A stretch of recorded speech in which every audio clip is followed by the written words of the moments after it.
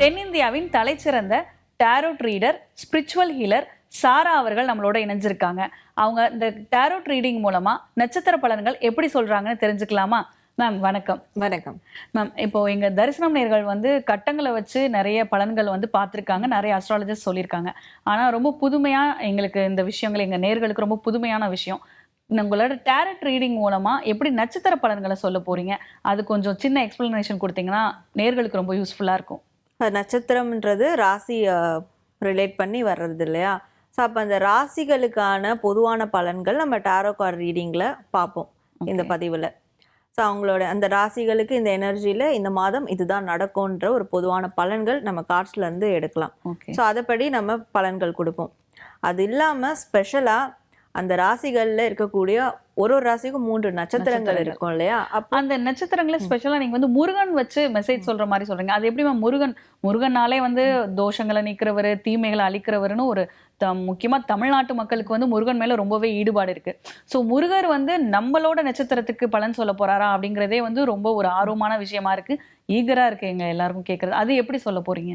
நம்ம உருவாக்குன முருகர் கார்ட்ஸ் இருக்கு. ஸோ அந்த கார்ட்ஸ் வச்சு அதில் நிறைய விதமான முருகர் இருப்பாங்க. அறுபடை வீடு சார்ந்த மெசேஜஸ் இருக்கும், 54 மெசேஜஸ் இருக்கும். அந்த மெசேஜ்லேருந்து அந்த நட்சத்திரக்காரர்களுக்கு வரக்கூடிய அந்த ஒரு மெசேஜ் என்ன, முருகர் தரக்கூடிய மெசேஜாக அதை வந்து நம்ம எடுத்து இந்த பதிவில் சொல்ல போகிறோம். அந்த நட்சத்திரத்துக்கான முருகர் மெசேஜ்னா, அந்த நட்சத்திரம்ன்றது யாரா, அதில் இருக்கக்கூடிய மனிதர்கள். ஸோ அப்போ அதை பார்க்கக்கூடிய மனிதர்கள் அந்த எனர்ஜியில் இருப்பாங்க. அவங்களுக்கு இந்த முருகர் மெசேஜ் போகும்போது கண்டிப்பாக அது அவங்களோட வாழ்வியலோட கனெக்ட் ஆகும். ஓகே மேம், நிகழ்ச்சிக்கு போகலாம். மேம், இப்போ கடகராசினருக்குரிய பொது பலன்கள் சொல்லுங்க. ஸோ கடகராசியில் இருக்கக்கூடியவங்களுக்கு செப்டம்பர் மாதத்துக்கான பொது பலன்கள், அதுக்கான கார்ட்ஸ் என்ன இருக்குன்னு பார்க்கலாம். ஸோ இவங்களுக்கான பொது பலன்கள் அப்படின்னு பார்க்கும்போது, இந்த மாதம் வந்து இவங்க எதெல்லாம் சுயமாக செய்கிறாங்களோ, தனியாக செய்கிறாங்களோ, அதில் கொஞ்சம் கவனமாக இருக்கணும் அப்படின்னு இருக்குது. ஒரு அட்வைஸ் கேட்டு செய்கிறாங்க, ஒருத்தவங்ககிட்ட சஜஷன் கேட்டு செய்கிறாங்கன்ற போது அது வேறு, இல்லை ஒரு டீம் ஒர்க்காக செய்கிறாங்க அப்படின்றது வேறு. இப்போ எங்கேயாவது ஒரு ட்ராவல் பண்ணுறாங்கன்னா கூட ஃபேமிலியோடவோ இல்லை ஃப்ரெண்ட்ஸோடையோ கொலீக்ஸோடையோ ட்ராவல் பண்ணுறாங்கன்றது போது வேறு. தனியாக ட்ராவல் பண்ணுறாங்கன்ற போது எங்கெல்லாம் அவங்க தனியான ஒரு ஆக்ஷன்ஸை வந்து மேற்கொள்கிறாங்களோ, செயல்பாடுகள் செய்கிறாங்களோ, அங்கெல்லாம் அவங்க ரொம்ப கவனமாக இருக்கணும் அப்படின்ற ஒரு விஷயம் இருக்குது. ஏற்கனவே இவங்க ஒரு துரோகத்தை வந்து ஃபேஸ் பண்ணியிருக்காங்க, ஒரு ஏமாற்றத்தை ஃபேஸ் பண்ணியிருக்காங்க அப்படின்னு இருக்கும்போது இந்த மாதம் அந்த ஏமாற்றங்கள் துரோகங்கள்லேருந்து விடுபடக்கூடிய மாதமாக கண்டிப்பாக கட்டாயம் இருந்தே தீரும். போன மாதமாக இருக்கட்டும், இல்லை ஒரு 9 வாரங்களாக இருக்கட்டும், குறிப்பாக ஒரு 9 வாரங்கள் 2 மாதமாக இருக்கட்டும், அவங்க வந்து ஒரு மன இறுக்கத்திலையோ இல்லை எதுக்குடா வாழ்கிறோம் அப்படின்ற ஒரு விதமான போராட்டத்தில் இருந்திருப்பாங்க. மனம் ரீதியான ஒரு போராட்டத்தில் இருந்திருப்பாங்க, ஒரு முடக்க நிலையில் இருந்திருப்பாங்க. எப்போவுமே வந்து தூங்கிட்டே இருக்கலாம், ஏன்னா தூங்கினாதான் நிம்மதி கிடைக்கும் அப்படின்னு சொல்லிட்டு தூங்கி டிப்ரெஷன் ஆனவங்கலாம் கூட இருக்கிறாங்க. இது என்னடா வித்தியாசமாக இருக்குன்னு தோணும், ஆனால் தூக்கத்திலே தூங்கி டிப்ரெஷன் ஆவாங்க. ஸோ இதெல்லாம் கண்டிப்பாக அவங்க அனுபவிச்சிருப்பாங்க. இப்படி அனுபவித்தவங்கெல்லாம் இந்த செப்டம்பர் மாதத்தில் அந்த ஒரு மன அறையிலேருந்து வெளியேற போகிறாங்க. ஸோ வெளியே போய் ஏதோ ஒரு விஷயத்தை வந்து பண்ணுறதுக்கு தயாராக போகிறாங்க அப்படின்றது. இதெல்லாம் நான் ஃபேஸ் பண்ணலை, நான் நார்மலாக போயிட்டுருக்கேன்ற போது அவங்களாம் கண்டிப்பாக கவனமாக இருக்கணும். தனியாக போகிற விஷயங்களில் அப்புறம் வாழ்நாள் முழுக்க அவங்க கஷ்டப்படுற மாதிரி ஏதாவது ஒரு அனுபவம் வந்து அவங்களுக்கு ஏற்பட்டுரும், ஏதோ ஒரு ஏமாற்றம் அதெல்லாம் நடக்க வாய்ப்பு இருக்குது. அதனால் ரொம்ப கவனமாக இருக்கணும். ஓகே, இப்போது கடகராசியில் வரக்கூடிய புனர்பூச நட்சத்திரத்துக்கு முருகர் சொல்லக்கூடிய மெசேஜ் என்னன்னு சொல்லுங்கள் மேம். புனர்பூச நட்சத்திரம் இவங்களுக்கு முருகர் தரக்கூடிய மெசேஜ் என்ன அப்படின்றத பார்க்கும்போது, முருகர் கொடுக்கக்கூடிய மெசேஜ் இவங்களுக்கு நல்ல ஒரு குடும்பம் மட்டும் இருந்தாலும் சில பேருக்கு பத்தாது, நல்ல ஒரு சுற்றுச்சூழல் இருக்கணும், நெய்பர்ஹுட்லாம் நல்லா இருக்கணும், பக்கத்து வீட்டுக்காரங்க நல்லா இருக்கணும், தன்னை சார்ந்த சமூகம் வந்து நல்ல விதமாக நம்மளுக்கு இருக்கணும், ஒரு சப்போர்ட் கொடுக்கணும் அப்படின்னு நினைப்பாங்க. அப்படி யாரெல்லாம் நினைக்கிறாங்களோ அவங்களுக்கு ஒரு நல்ல குடும்பமும் நல்ல சுற்றுச்சூழலும் நிச்சயமாக அவங்க வாழ்க்கையில் வந்து கிடைக்கும். சில பேருக்கு வாழ்க்கையினோட வரமாகவே அதை தான் யோசிச்சுட்டு இருப்பாங்க, எனக்கு இது இருந்தால் போதும், நான் வந்து என்னை விட பாக்கியசாலி யாரும் இல்லை, அந்த மாதிரியான ஒரு கோல் செட்லாம் இருக்கும். ஸோ அது எல்லாமே கண்டிப்பாக அவங்களுக்கு கிடைக்கும். அந்த பாக்கியம் அவங்களுக்கு வந்து கிடைக்கும். அது கிடைக்கணும்னா முருகர்கிட்ட இவங்க சரணாகதி அடையிறது மட்டும்தான் ஒரே வழி. உடனே முருகர் கோவிலே விழுந்து கிடக்கிறது, பூஜை பண்ணிக்கிட்டே இருக்கிறது, மற்ற வேலைகளை விட்டு இது மாதிரி இல்லை.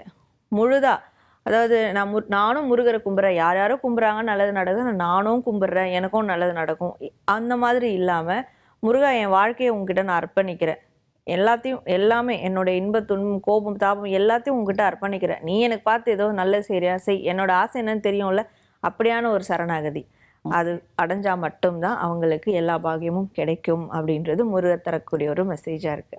கடகராசியில இருக்க பூசம் நட்சத்திரத்திற்கு முருகன் சொல்லக்கூடிய மெசேஜ் என்னன்னு சொல்லுங்க மேம். இந்த பூச நட்சத்திரம் இவங்களுக்கு முருகர் தரக்கூடிய மெசேஜ் என்ன அப்படின்றது பார்க்கலாம்.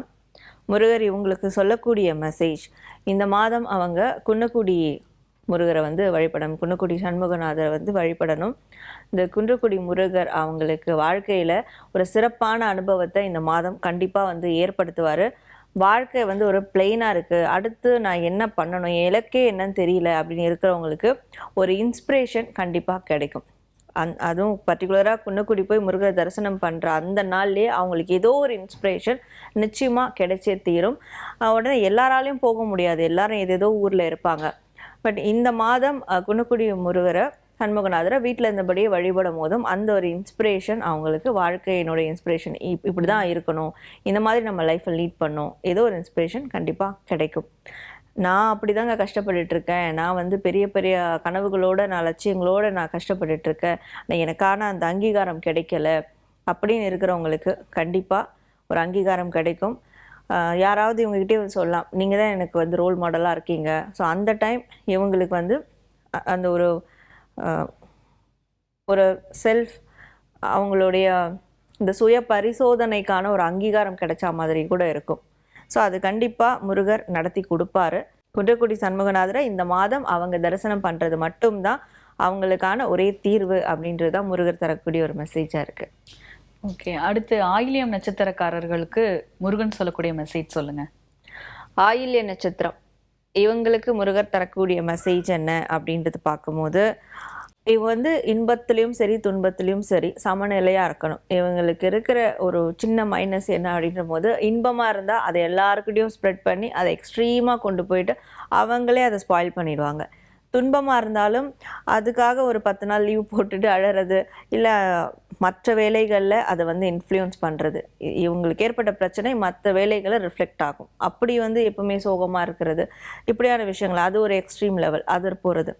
ஸோ அப்போ ரெண்டுத்தையும் வந்து எக்ஸ்ட்ரீமாக எடுத்துகிட்டு போவாங்க.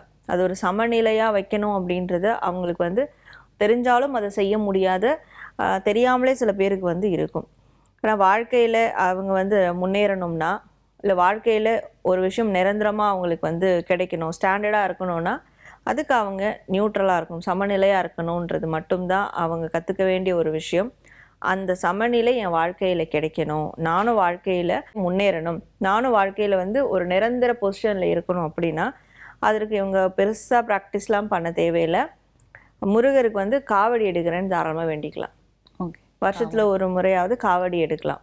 ஸோ இந்த ஒரு நிலை, இந்த ஒரு காவடி ஆட்டம், அந்த ஒரு நிலை அவங்களுக்கு அந்த ஒரு சமநிலையாக கண்டிப்பாக ஏற்படுத்தும். காவடி எடுக்கணும்னா எப்போ மேம் எடுக்கலாம்? வருஷத்துல ஒரு முறை எப்போ வேணா எடுக்கலாமா? பழனி தைப்பூசத்துக்கு எடுக்கலாம், பழனி பாத யாத்திரையில் காவடி ஆட்டம் போகும், காவடி போகும், அதில் எடுக்கலாம். இல்லை எனக்கு வெளியூரில் இருக்கிறேன்னா ஸோ அந்தந்த கோவில்களில் முருகருக்குன்னு உட்கார்ந்த திருவிழா வந்து நடக்கும். பங்குனி உத்திரம் இருக்குது, ஸோ தைப்பூசம் இருக்குது, ஸோ இன்னும் நிறைய முருகர் திருவிழாலாம் இருக்குது. ஒரு கோவிலெல்லாம் எஸ்பெஷலி பௌர்ணமி நாளில் கூட சில பூஜைகள் திருவிழா மாதிரிலாம் செய்வாங்க. அந்த டைம் எடுக்கலாம், எங்கே ஆக்சஸ் இருக்கோ அங்கே அந்த டைம் காவடி ஆட்டம் எடுக்கலாம். வருஷத்தில் ஒரு முறையாவது எடுக்கலாம், இல்லை 6 மாதத்துக்கு ஒரு முறையாவது எடுக்கலாம். இது எடுக்கும் போது அவங்களுக்கு சமநிலையாகும், அவங்களோட உடலும் சரி மனதும் சரி ஒரு சமநிலைக்கு வந்து வரும். அந்த ஒரு விஷயம் பண்ணால் போதும், அவங்களுக்கான அந்த நிலைத்தன்மை அது கிடைக்கும் அப்படின்றது தான் முருகர் தரக்கூடிய ஒரு மெசேஜாக இருக்கும். என்ன நேர்களே, கடகராசினருக்குரிய நட்சத்திர பலன்களும் பொது பலன்களும் கேட்டீங்க. அது உங்களுக்கு ரொம்பவே யூஸ்ஃபுல்லாக இருக்கும்னு நம்புகிறோம். இது குறித்த உங்களுடைய கருத்துக்களை எங்களுக்கு ஷேர் பண்ணுங்கள். குறிப்பாக குன்னக்குடிக்கு போகணும், காவடி எடுக்கணும்னு சொல்லியிருக்காங்க. இது வரைக்கும் யாரெல்லாம் காவடி எடுத்திருக்கீங்க, உங்களுடைய கருத்துக்களை கமெண்ட்டில் போஸ்ட் பண்ணுங்கள். வணக்கம்.